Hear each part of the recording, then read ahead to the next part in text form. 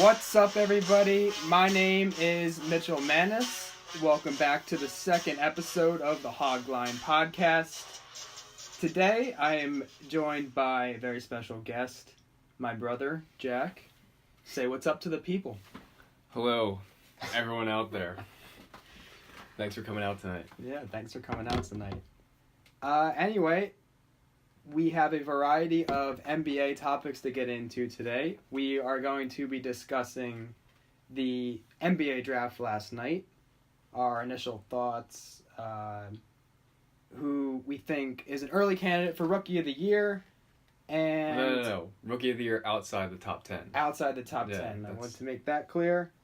Should be clear. Who we thought had the best landing spot and all sorts of things of that nature. After the NBA draft talk, we are going to be previewing the NBA Awards show, which is this Monday coming up on June 25th.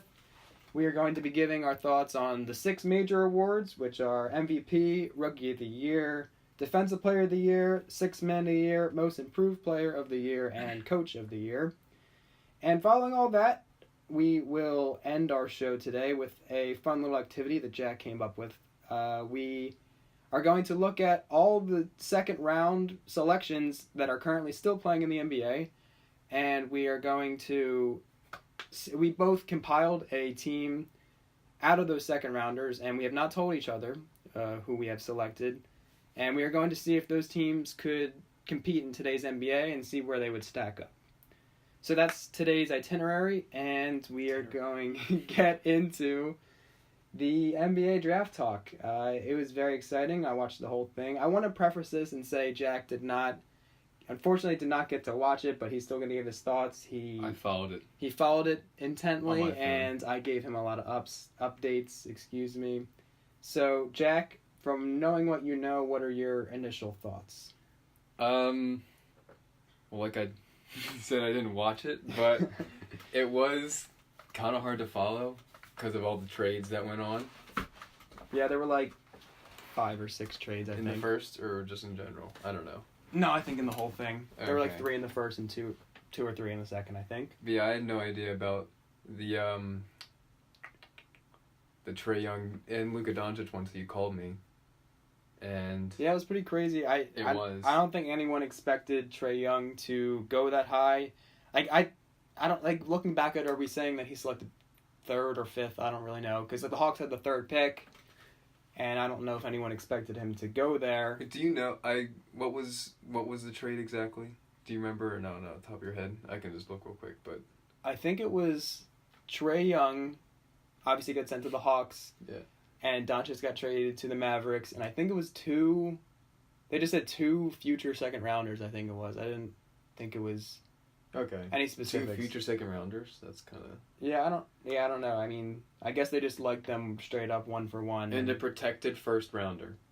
And a protected 2019 first rounder to the Hawks. Who's first rounder in 2019? It doesn't... What I'm looking at doesn't say, but... Okay. All right, yeah, I mean, that was pretty crazy. Kind of a lot. Yeah, it's gonna. That'll probably have a huge impact on. It will have a huge impact on each of the organizations. Yeah, like I just saw Stephen A. Smith say like. The rest of their careers, those players are just gonna be linked now. Just see like. Yeah. Kind of just seeing who both won the guards, deal on that. both good passers, good shooters, obviously. Yeah, similar game styles and this. They will link trade. Just that, yeah, I know the trade link exactly. through the trade, yeah. And yeah. Exactly. What are your thoughts on DeAndre Ayton going 1? Not a surprise, I think. Pretty clear-cut number 1. Would you have considered Bagley? I know we've been... No. I wouldn't have. I mean, I think you've been a Bagley fan all year, right? Yeah, but I just think Ayton is too dominant. I'm an Ayton fan, obviously. And then in the tournament, I picked Arizona to go to the championship. Bad move. And they got bounced in the first round. We were at Buffalo. Was it Wild Baylor? Whoever. No. I don't remember. Not Baylor. We were at Buffalo Wild Wings for that. No, Buffalo. Yeah, a B team. Yeah. I think they were 3-14, right? That's what it was. Yeah. Jack's not the best at picking March Madness. I know you picked one. You had Wisconsin, right? a couple years when they ago, won but with Frank Kaminsky and just in general, I can't Nigel predict any Hayes. sports. yeah. Jack's not the best fantasy football player. We'll just put that out I there. have a ring. Yeah, he barely. 12 years old, youngest owner in our league to ever win, ever will be. That we don't want to hear it. He All right. barely won that ring. That's My what name's on the ball. All right. Okay. All right. Yeah, I mean, maybe Ayton's game will translate better to the NBA than Bagley's. I don't know. I think Bagley's maybe a slightly better offensive talent.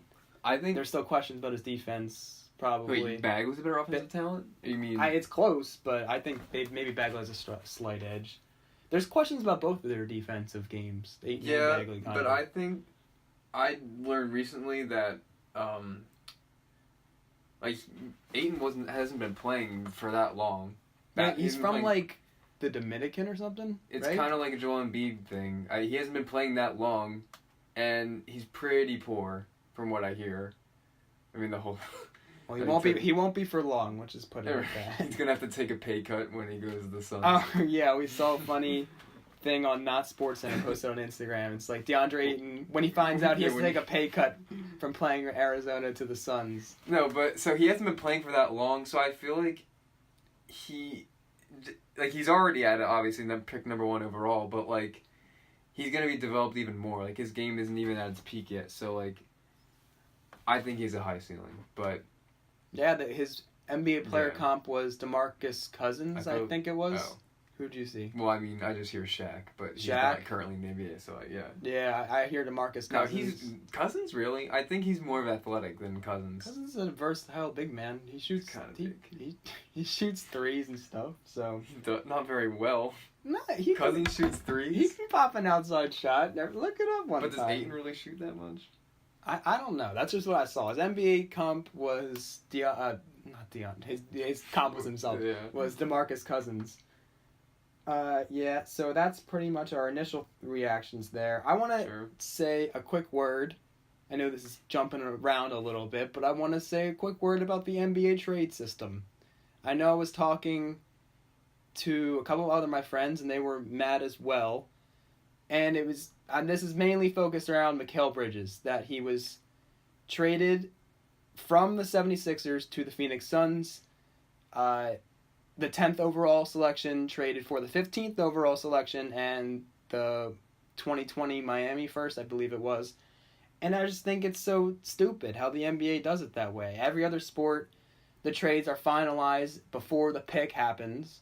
And the NBA, I don't even fully understand it, really. It's kind of like they trade the rights to the player, and it's so dumb how, Miles Bridges went up to the draft, up to the podium, wearing a Clippers hat. And then he's not even on the Clippers. He's going to be playing for the Charlotte Hornets next year. I don't understand it. And then the Mikal Bridges situation was so, because that trade took 30, 40 minutes to go through. Right. And he didn't even know, and it's just because of the situation with his mom and how she works for the Sixers, and there was Jay Wright at the table, and obviously all his friends, and I don't know if he has a girlfriend, everyone was there. Yeah, he's from. Yeah, he went to Nova, but isn't he from the area? I think so. Yeah, he's a local kid, local program, and then probably his dream was to play for the 76ers. No, he's traded 3,000 miles away. He's going to the other end of the country. So it's just, I just don't like it. And he had a dream. I know his dreams, obviously, he's not going to complain that much. He's still playing in the NBA, but I just think it's dumb. And I just wanted to put that out there. And that's my little rant for there. So, and I know Jack's mad that... Oh, yeah, I think it's dumb from the Sixers standpoint. Because I thought he'd be a perfect fit for the Sixers. I know, you've been saying that for weeks. Yeah, months since the tournament, pretty much. You've been saying this guy fits in with the Sixers. Yeah, he can pull it from three. I heard someone say this comparison. He'd be his ceiling is a Klay Thompson, which, I don't know, Klay Thompson's, that's kind of lofty to compare him to Klay Thompson, but he'd be similar, and I think maybe he could be a little, worse Klay Thompson. Honestly, that's who knows, but similar to Klay Thompson, they're the same size, both really good defenders. Bridges can pull up from three. He's not as good a shooter as Thompson, I guess, but but And- still, like yeah. on a team like the Sixers, like you have Simmons can like penetrating the lane, like, kick it out to Bridges on the wing. I thought it would just work perfect. Which and his defense too. He's a great defender. And anyone can use a great defender, but. And if you look at the Sixers, And he'd be like one of the older guys. Actually, he wouldn't be. He's older than Simmons, probably. that's weird. Yeah, because It's weird to think. He's obviously older than Fultz, so he's probably the same age as Simmons, but I think Simmons is 21, and I think Bridges is 22. Probably honestly, 22. I think he's a senior. I don't remember. I don't know. Whatever. If you look He'd at fit right in there. exactly, if you look at the Sixers starters, like if you look at a weak spot, I'd say maybe Covington's the worst starter. Maybe. Yeah, and I think And he puts in the 3 spot, Right. and I think it'd be good. And he could maybe come up with a bench. This is all right. doesn't matter now because he's not on the team. But Yeah, like a Sixers would be a good fit because like he's obviously a top 10 pick in the draft, which is great, but like he's not gonna be like your franchise superstar like what people are saying about Doncic or Ayton, but like he'd be that good role where he'd be like really solid as like he'd be like the 3rd, 4th best player on the Sixers right now, which would be great for him. Like in a Klay Thompson situation, like Klay Thompson's 3rd best in the Warriors, so like it would just fit in great. But now he's traded the Suns, I really like the Suns because they have Booker, and I'm still a fan of Josh Jackson, and he didn't have the rookie year that Tatum or Mitchell right that or people wanted to Simmons have, had, but he rookie. had a solid year. What can you do on the Suns? There's not many players Right. in the Suns that are, legit guys, but he did what he had a solid rookie year. To your point. So the Suns, they're all Booker's what 25? Not even. He's 20. He's really young. He's like 23. he's like probably I don't know exactly 23 probably. Whatever. Yeah. So they got Booker, Jackson, Bridges, and Ayton now, and I feel like in a few years, like that team can. I mean, the West is so tough, but like they can make a splash sooner or whatever. But True. yeah. And now Bridges. I mean, I feel like Bridges can kind of play with like a chip on his shoulder now that with the whole situation we were just talking about. But yeah, It'll certainly be exciting to see, It and will. we're looking forward to it. I have a question. We both answered this. What is a non-lottery pick, or maybe not a top 10 pick, outside the top 10, that could make a splash in his rookie year, or maybe, make headway for rookie of the year like Donovan Mitchell did? So who do you have there, Jack? Who's a non-top 10 player that could make that push in his rookie year? I had 2 guys. One, Michael Porter Jr., which Jack's a big Michael Porter Jr. fan. Yeah, I am. Because I like to believe injuries don't exist, so yeah, I'm a big Michael Porter Jr. fan. He's a little delusional in that logic. Sure, but right before the draft, I got an alert saying how, like, I forget the exact odds, but, like, his odds being a top 12 pick, like, completely flipped, that his, like, whatever, that his is more likely he'd be, like, a below the 13th pick, which I don't know why. Really? Yeah, it was literally, like, it was probably, like, 6 o'clock. Like, right before the draft, I got a Bleacher Report alert saying that Oh, okay. I don't know why, like, his odds just flipped so much, like, so significantly like that. Like an hour before. Like, as if they didn't know, like, about his injury history. Like, I don't know what made his they stock... have all these access to medical I records. don't know what made his stock plummet so much within an hour of the draft, which would kind of be tough for him, but, I mean, just scary to think about. It's just anticipation for the draft, but, Yeah, I mean... Yeah, but I'm excited that he kind of fell this far to a potential playoff team. Like, last game of the season last year, the Nuggets were competing for that.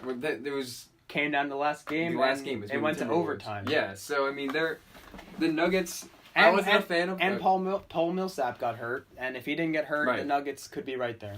So I wasn't a huge fan of the Nuggets this season. Just because, not a huge fan. Just I didn't think that they were ready yet. But given they have Michael Porter Jr. now, and what's his name, Jokic. Well, how like they're the same size, but play the same position, just so differently. Like Jokic is more of a Jokic is more of a big man, and right. He's more of a Porter's big man.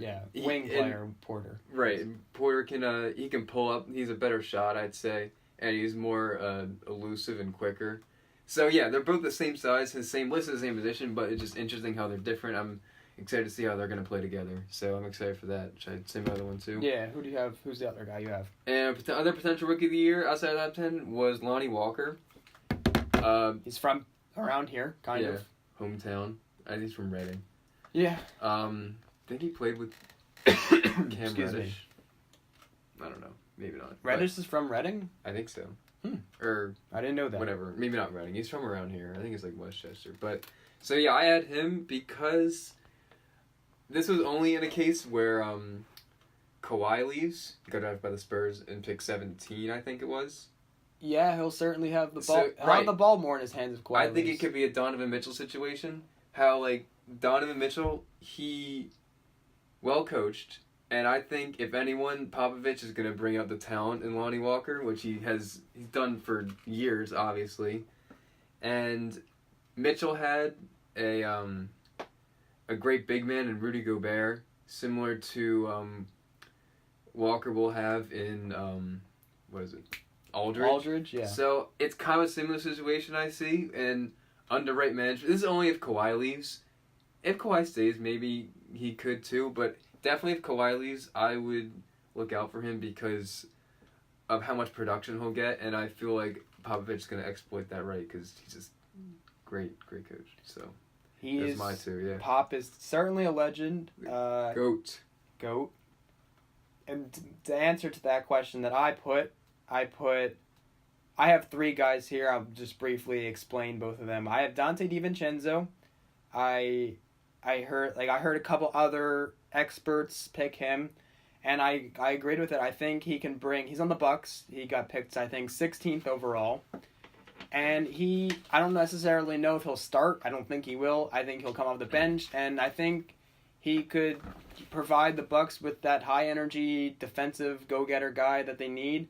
And the Bucks were, I think, 7th in the East last year, and they lost to the Celtics. But I don't know, he could give them that, piece that they maybe need. I have also Aaron Holiday on this list. Aaron Holiday got picked by the Indiana Pacers. I think maybe right after DiVincenzo. I don't know, shortly after him, if not right after. Cole picks after, I think. Yeah, and I mean he's a small guy. He's a point guard, and I know. How tall? What? Yeah, isn't he 5'10", or is that not right? Nah, he's Okay, 6'1" he's listed at. That's still pretty small. And they got Oladipo at the point, but maybe he'll come off the bench as well. I mean, not every rookie class is going to be as special as the one we just saw with Simmons and Mitchell and Tatum. Like, look at the one the year before that with Malcolm Brogdon. Like, he's no disrespect to Brogdon, but he's not Simmons or Mitchell or Tatum. Like, wasn't it between Brogdon or Embiid as rookie of the year? Yeah, but Embiid played like 30 games. Embiid didn't play enough, which I guess that makes sense, but... For some reason, I thought Thon Maker was up there. That could be wrong. That could be totally wrong. Is he in the Bucks? Yeah, he's also in the Bucks. So both of them were in the... That's probably completely wrong. I ignore what I just said there. Thon Maker was in there for some reason. We'll edit that out. And then also kind of a flyer guy I have is Mo Wagner out of Michigan, and he got picked late by the Lakers. I love Michigan. I picked them to go far in the NCAA tournament 2 years in a row, and I've watched a lot of Wagner, and he's a beast on the boards. He's a good scorer, and he potentially maybe could start over Brooke Lopez, but Robin Lopez. One of the Lopez. No, it's Brooke. It's Brooke. All right, good. I mean, Brooke Lopez is a decent player, and I mean the Lakers have a lot of young pieces. Honestly, it could be a young roster. It could be completely different if LeBron goes there. Could be completely different if Paul George or LeBron. Who knows? That prediction could be totally off, but we will see there. So those are the guys we have. Can I speak to DiVincenzo for a sec? Yeah, real quick. I think that he might have. Well, I want him to stay another year, just because I think he still has time to develop. Because he came off the bench all year for Villanova. Yeah. And he was 6th man of the year, was he, for NCAA? At least the Big East. I don't know about the NCAA. I don't know if they even have that award for the whole college or whatever. I just got a major Charlie horse. Ooh, that hurt so bad. Oh, man. All right, sorry about that. We'll edit that out later. So, what was I saying? Oh, yeah. So, I really like him. I think maybe he might take a year to develop more. just like how he would use that year as another year at Nova, like to develop his game more, which I think he might use that whatever as his rookie year. So I wouldn't say he'd be rookie of the year. I really only emerged in the Final Four, and especially obviously during the championship, which kind of proves he can perform at a big stage, which is promising. But that's just my skeptics about him as of now. But hey, I'm probably wrong. So yeah. We'll certainly see. Time will tell. I have another question. What is the best?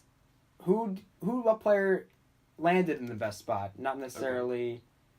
Okay. It doesn't matter about value or anything, but who had the best landing spot in your opinion? I have a couple guys. My first guy, I feel like not many people are talking about, was Wendell Carter Jr., picked 6 by the Bulls. I think he was 7, but it doesn't matter. You're right, he was 7. Bamba was 6. Anyway, thank you for correcting me. He's at Duke. He wasn't really asked to be. Obviously, he was like their third. He wasn't their go-to guy. He wasn't even their second. He's probably third. I mean, better player than Grayson Allen, but I'd say at Duke they may have relied on Allen more just because of his experience and whatever and whatnot. But I think the Bulls are a good fit for him because, well, I feel like I don't know if he'll start right away over the other caveman Robin Lopez. But they have Markkanen. That's a big man. They kind of play the same position. Markkanen's in the Bulls, yeah. Yeah, he's in the Bulls, but I thought he's like a wing player. He's like 6'8". No, he's 7 foot, dude. Markkanen's not 7 foot. I'll look that up right now, but I'm pretty sure he's a big man, and he's similar role as Wendell Carter. Similar role? Similar role, but I mean, not saying. I think Carter's more of a big man. Oh wow, you're right. He's 7 foot, but yeah, he's a big dude. No, but Markkanen, he's a better shooter. Far better shooter. He plays more out on the wing. That plays out more on the wing. Whatever. But he's out in the wing more. He's taking more shots, and I feel like Wendell Carter Jr. He doesn't really have a noticeable weakness in his game. I saw a comparison to Al Horford, which is a good comparison. I think he's a good fit for them because he's on the Bulls. It's kind of similar to his role at Duke. He's not gonna be that go-to guy, that playmaker, because they got Markkanen, Chris Dunn, Zach LaVine. So he's not gonna be he's not gonna be that. He's not asked to do that, which is good fit for him. He'll just be a solid player like Horford. He's defensively and just as his role as a big man, which I think the Bulls will be perfect for him. So that's why I chose him as he had a good landing spot.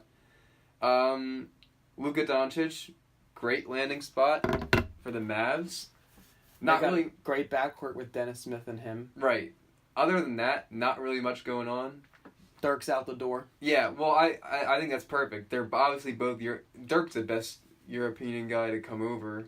Yeah, they got that Euro connection. Right. So I feel like this has to be Dirk's last year. He's really on the decline. So I feel like as he goes down, Doncic is gonna come up, and I don't know how much of an impact, quote unquote, mentoring him is gonna have. I hope I like to think it is, but so I feel like that would be a good dynamic for Doncic, and there's obviously not much going on there in regards to talent. So I feel like he's gonna be handed the keys to that team, and he's proven that he's a big playmaker. And I know it bounces around that he's coming from the I don't know what the league's called, but everyone always says how it's the second best league in the world, which that's kind of important not to overlook that.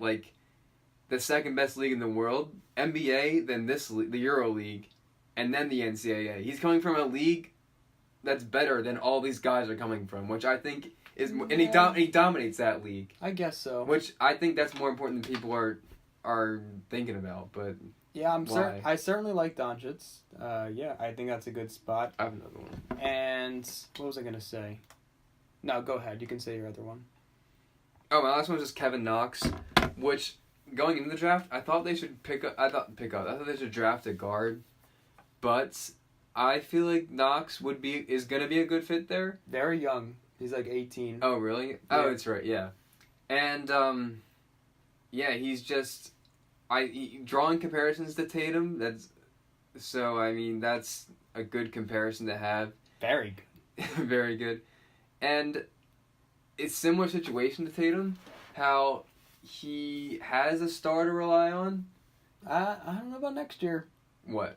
Porzingis might not play the first half. I know of he's not gonna. He's not predicted to come back till January, but he'll have a star to rely on. I mean, Kyrie was out for part of the year, so it's similar. Yeah. And I feel like they're both similar players, similar style, and they both have. I wouldn't say Scott Fizdale's on the level of Steven yet. Dave Fizdale. Oh, my bad. Dave, you're right. Dave is. I don't think Fizdale's on the level that Stevens is at, but Good coach though. right. I think that a good coach is huge for a young, obviously a player that young. So similar to Tatum, I feel like the coach is gonna help him bring out his talents, which could be a. So it's a good fit. Yeah, I mean, surprise rookie of the year. Those are probably my rookies of the year candidates. Not Wendell Carter Jr., but Doncic or Knox would be my, as of right now, my front runners for rookie of the year. So yeah. Yeah, for best landing spot, I got. I'm not saying this as a biased Celtics fan, but I really think Robert Williams. I like that pick. If you look at the Celtics, one thing that they lack is a I know I'm going to say Al Horford, but Horford's never been a rebounder necessarily. He's done a lot. I love his skill set. He's great defender, great passer for a big man, and he can score when he gets the tough buckets when we need. But a true shot blocking, defensive rebounding big man, like a huge guy, and I think Robert Williams could develop nicely into that. I think that's a good landing spot, and I'm trying not to be biased here, but I really like that pick for the Celtics. I was very happy with that.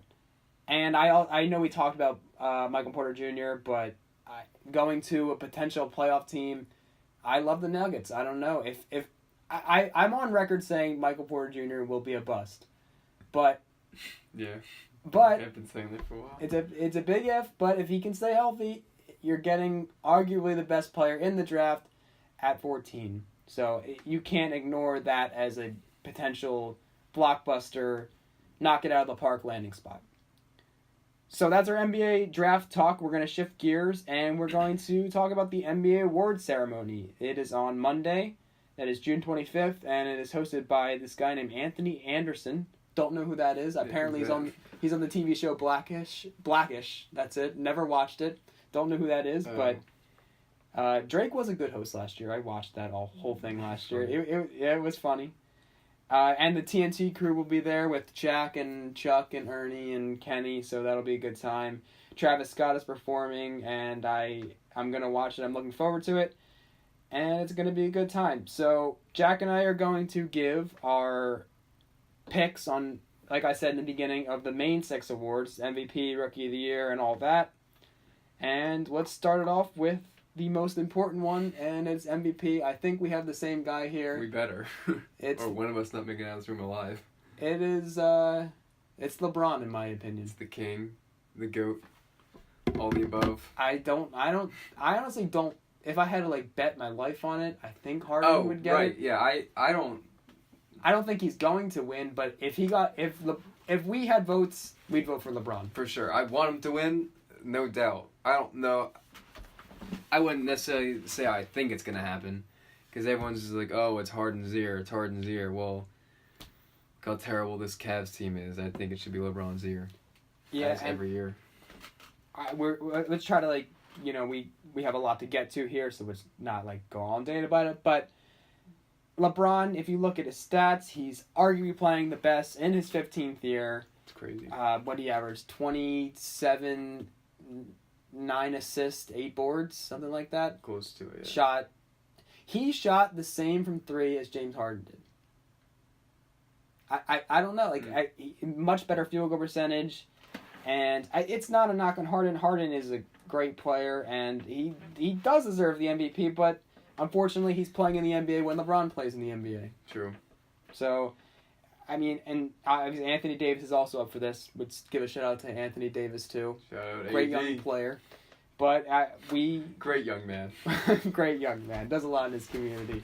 We like LeBron. That's the final word on that. Good guy. And let's move on to perhaps probably a bigger debate than MVP. True. Rookie of the Year. And this is so close to call. We live in Philadelphia, and all of there's a bunch of Sixers fans, and it's Simmons, but it's closer than they think. It is closer than they think. And Donovan Mitchell is a dynamic player, and he will be a superstar in this league. He will be a multiple-time All-Star, I will tell you that, and so will Simmons. But who do you have, Jack? I am still sticking with Simmons. Okay. Yeah, I just think that he obviously fell off in the playoff. He didn't have a great postseason, but he's just a complete player. And it's not a postseason award. It's a regular season award. Exactly. Right. It's not a postseason award. If it was a postseason award, Tatum get my vote. I wouldn't give Tatum. I'd still give it to Mitchell because, I mean, Tatum had a good regular season, but Mitchell had a great postseason and a great regular season combined. So if it was a postseason and regular season award, I give it to Mitchell. But it's just a regular season award, so I give it to Simmons. If it was just a postseason award, I give it to Tatum. So there we go.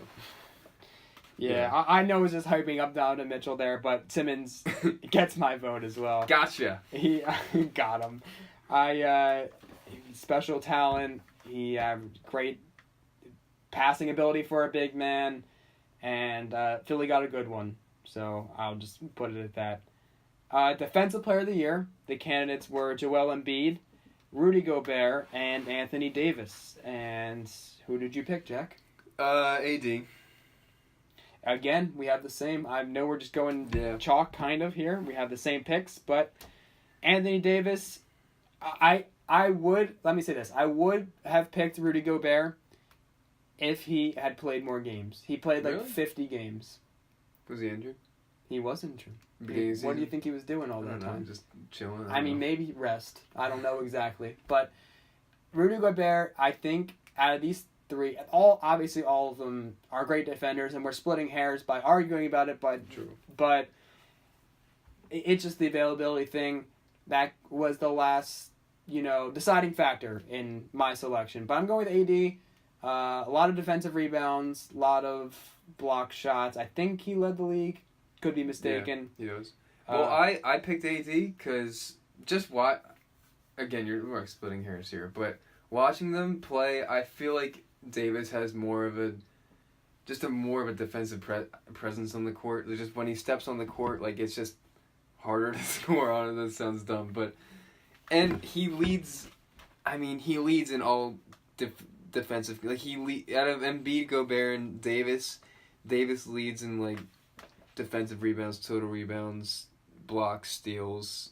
I think you just give it to him, and partly because no one's talking about an MVP, so I kind of feel bad for him. So he did it without DeMarcus. Right, that's true.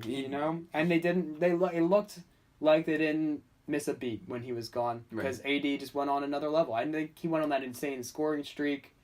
So, much love for Anthony Davis there. Good guy. We're going to Sixth Man of the Year. The finalists for that were Eric Gordon, who won it last year, of the Houston Rockets, Lou Williams of the Los Angeles Clippers, and Fred VanVleet of the Toronto Raptors, who was a shocker. Let me put it out there. Go Wichita State. Who did you pick, Jack? Lou Williams. Yeah, I mean, it's hard to argue that. He had a career high of 22 points. I think he had 5 rebounds. I don't know. It was like 22-5, and it was like 23 or 22.6. The fact that Lou Williams, I think he would get an All-Star vote in my opinion. Probably He shouldn't come off the bench that's just the role That's just the role that Lou Williams is. It's kind of been his role for his whole career. You're right, but he should have made if he got it. If I was voting, he would have gotten an All-Star vote for me, and it's just hard to argue. Eric Gordon had another spectacular year, but Williams really took it to another level, and I'm a big fan of him. So yeah, that's Sixth Man of the Year, and we're gonna go to Most Improved Player of the Year, and I think this is just another obvious one. I would really be shocked if the player we're about to mention does not win it, and you want to say his name? Victor Oladipo. And obviously a huge story of last NBA offseason was when Victor Oladipo got traded from the Oklahoma City Thunder to the Indiana Pacers in exchange for Paul George. and Sabonis was a part of that as well. Let's not forget about him. Another good young player, yes. But Oladipo proved the haters wrong, and he really showed he was worth what they traded for. Yeah, I mean, he really turned into a superstar. I mean, he making the All-Star game. Right. Well, I mean, people say it's hard to play with Russ, which that's a whole other topic for another show. Yeah. We'll bring Kieran on for that, but that'll be a good time. But I'll give you that. I mean, it's no secret that playing with Russ, like he's gonna take a lot of the offensive production, and just he's the man of your team, whatever team he's on. But I mean, Oladipo just proved that he can be the man of his team, which he didn't get that opportunity last year. I mean, so yeah, I think it should be Oladipo. I mean, who was it? Capella and Spencer Dinwiddie. Capella's nice. Nice. I mean, Dinwiddie, not bad. He's but good. Like, yeah, he's good. He just doesn't get hard to be spectacular on the Brooklyn Nets. We'll put it at that. Right. They have nothing going on there. Exactly. All right. So the final award we have to wrap up our discussion and preview on the NBA Awards show is Coach of the Year, and the candidates were Brad Stevens of the Boston Celtics, Dwayne Casey, who got fired, doesn't make any sense, of the Toronto Raptors, and Quinn Snyder of the Utah Jazz. Who do you have, Jack? Brad Stevens. Brad Stevens. Yeah. I'm going to shock people. I am going to pick Quinn Snyder. Interesting. Make your case. Brad Stevens, I would follow him to the grave. Let me preface. He could lead me off a cliff. He could coach me off a cliff any day. He could. Great. I can't say enough about him. I can't sing his praises enough. But Quinn Snyder, he didn't have the players that Brad Stevens had. I know that Kyrie and Gordon Hayward got hurt. Gordon Hayward obviously right off the bat in the beginning of the season, and Kyrie later on. But he still has Al Horford. And I know they both had rookies, but he had Jaylen Brown. And the Celtics roster is better than the Jazz roster. And the fact that the Jazz when Gordon Hayward picked up and he signed with the Celtics, the Jazz, they had the same season, if not better than they did last year. And if we're gonna make a case for Donovan Mitchell for the Rookie of the Year, who do you think got him and developed him that way? It's Snyder, and I think he did a fantastic job this year. All right, well, and yeah, I mean Brad Stevens, I obviously could win it, and Dwayne Casey, I know he reshaped that roster with the same pieces, and they did fantastic this season. I don't think he should have got fired. Yeah, but I'm going with Quinn Snyder. Well, all right, you said that Stevens. Sorry, you said that the Celtics have a purely better roster than the Jazz do. I think so. Which is true, they do. Even with the injuries. But they made it farther, so it's like relative. Like Snyder. It's a regular season award though. That's true. I didn't think and about that. The West is tougher. Okay, hold on. The Jazz are in the East. Maybe they'd be a top 3 seed. They could be, right, but Stevens he did have a better more talent to work with. However, first of all, I think he brings out the best in Rozier late in the season. Yeah. And what was I gonna say? Honestly, everyone. Development of Tatum. Right. Yeah, he's just like how Snyder is for Mitchell. He's responsible for Tatum, and I think a big thing is that Stevens, his roster changed. His starting his starting lineup changed so much throughout the whole year, and with injuries that the Celtics had to go through, and he kept them at the top of the East. I think that's pretty impressive how he was able to do that throughout the whole year. I mean, the Jazz had a pretty consistent starting lineup the whole year, and Stevens has had to deal with more injuries and more changes to their lineup and their roster in general. I mean, Gordon Hayward, they practice in the offseason with him, first game how he goes down. But then he loses their main superstar, Kyrie. It's like if Snyder lost Donovan Mitchell, it's kind of similar to that. Yeah. They lost who they rely on, and he still kept them took LeBron. I mean, I'm going referencing postseason again, but took LeBron to Game 7, and even finished second in the East. But whatever. Look, yeah. I agree with everything you just said. I know I do, and But like the fact that no one had the Jazz making the playoffs after Gordon Hayward. That's true. And everyone, tough, yeah. people had the Celtics. You know, they're a deep team, and people had the Celtics finishing atop the East. And just the fact that no one had them, it's kind of like the Pacers. So, I mean, I feel like he's going to be the new Brad Stevens is going to be the new Greg Popovich, in my opinion. yeah. And yeah, I mean, just look what Isaiah Thomas, for example, like amazing whatever last year on the Celtics, and then I mean he's still good, but like nowhere close to what he was in the Celtics. I mean, for granted he was their go-to guy, and they're really their biggest main source last year. I but whatever, get what you're saying. It's Brad Stevens obviously has a huge impact on the NBA and will for years to come. Yeah. All right, so that is our preview of the NBA awards, and to close off the episode today, we are going to do this fun activity that Jack came up with, as I explained in the beginning.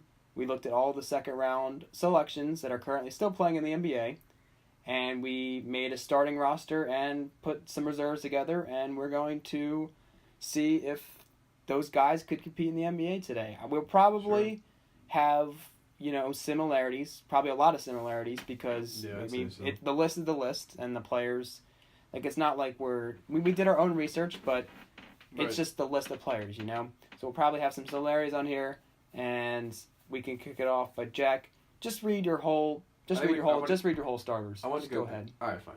I want to go position by position. All right, I'll go starters. All right, fine. All right, point guard Isaiah Thomas. Okay. You probably the same thing. Shooting guard Goran Dragic.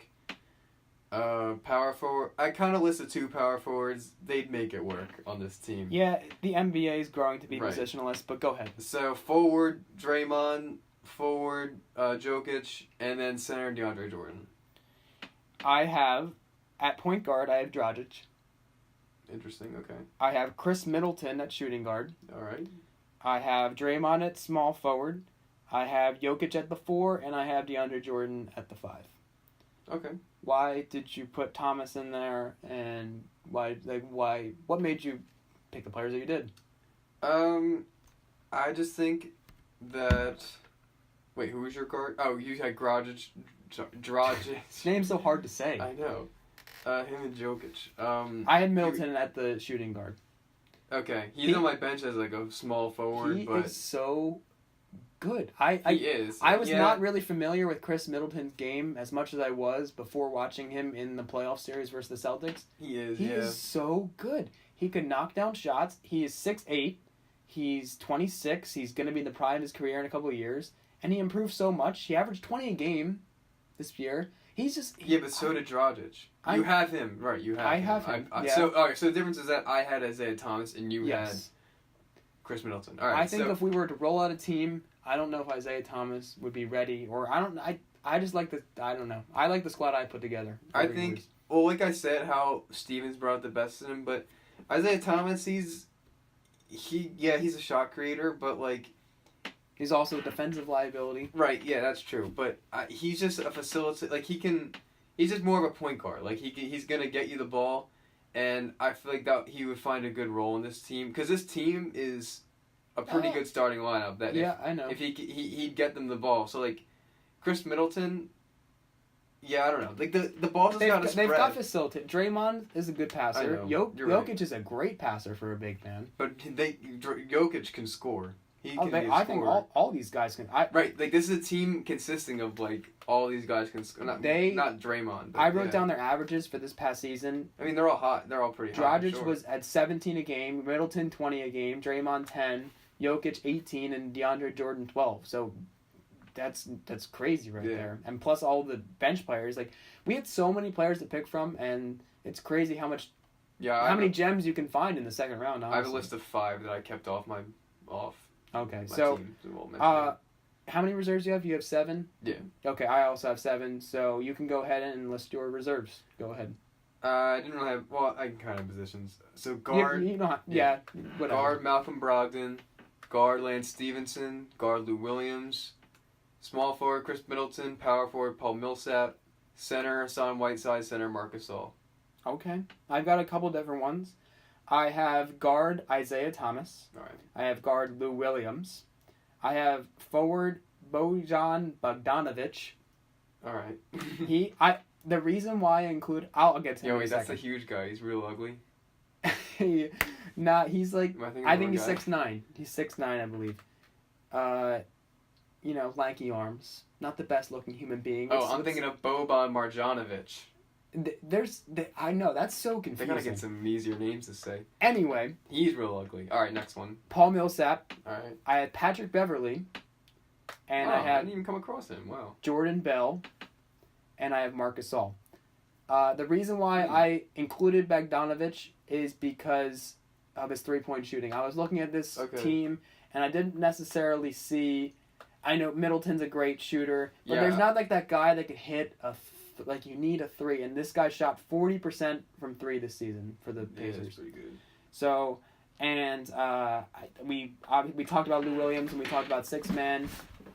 He's obviously a great talent, and I kind of took age into consideration. I mean, I didn't want like a bunch of old guys. Oh, I didn't consider that. Yeah, we probably I shouldn't have probably because we're just Should have saying. set some ground rules. Yeah, we kind of went into this little loose, but we, I wanted to have Bell on there because he's more of a younger guy. He's 23, and he played great for the Warriors this year, and they found a good talent in him. I let off Hassan Whiteside off this list. I'm a Hassan Whiteside fan. I know you are.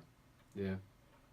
I mean, I kind of have three solid centers. Yeah, you don't Whiteside's really need... a good blocker. I know, you really don't need that. Whiteside can protect the rim. Gasol's a great defender. I don't know. I just feel like I couldn't between DeAndre Jordan, Whiteside. I'm not really a DeAndre Jordan fan. I don't know. He gets boards out the wazoo, though. Right. I just feel like he should be a starter. So I just liked all three of them. I couldn't leave any of the centers off, so I just kept all three. Fair enough. So the question is, how would this team do if they were in the NBA as a squad? I think. I didn't give it an exact placement. I'm just saying as general question. How do you think? Well, I think it's also different in the East and the West. Right, that's what I'm saying. So I think this team's pretty good. They're so deep. We left off great guys. Right, this team is deep. They don't have. I mean, my biggest star, Jokic. I think Jokic, right? Is the best player in this team. Right, but what team is going to be led by Jokic to the NBA Finals? I don't know, dude. But they're so. Right, Draymond's got that winning pedigree. Right, they're so deep. So it makes it different than a regular NBA team because you're not going to have to their worst guy, Paul Millsap. I don't know. That's Paul not... Millsap's great, dude. Right, He's a exactly. multiple-time All-Star. Malcolm Brogdon. These are your worst players. So, that's not what's going to happen on a regular NBA team. So, this is deep. But, that being said, I mean, in the East, okay, under right management, I think if you have, a coach like Steven Snyder, Popovich, whatever, this team could win the East. Be up there in the East. In the West... top if you three, think about it, they got Millsap. They got the Nuggets' two best players. They have Jokic and they have Paul Millsap. I know Paul Millsap got hurt, but they have Nuggets' two best players, and they just had all these. I think they're a 4 or 5 seed, honestly. In the West, yeah. In the West, and I think in the East, they could honestly win the East. Yeah. This team is very deep, coached right though. And yeah, but Jokic is great. I love him. I just love that's. I was very pleased and satisfied when forming this team. Yeah, if this team was made, one of them would... I mean, it would probably be Jokic if I had to pick. Would just emerge as the clear star, and he would just really skyrocket. And he's still he's 23 years old. Right. And he's still going to I think he's going to be great in the NBA. However, I think this team would not...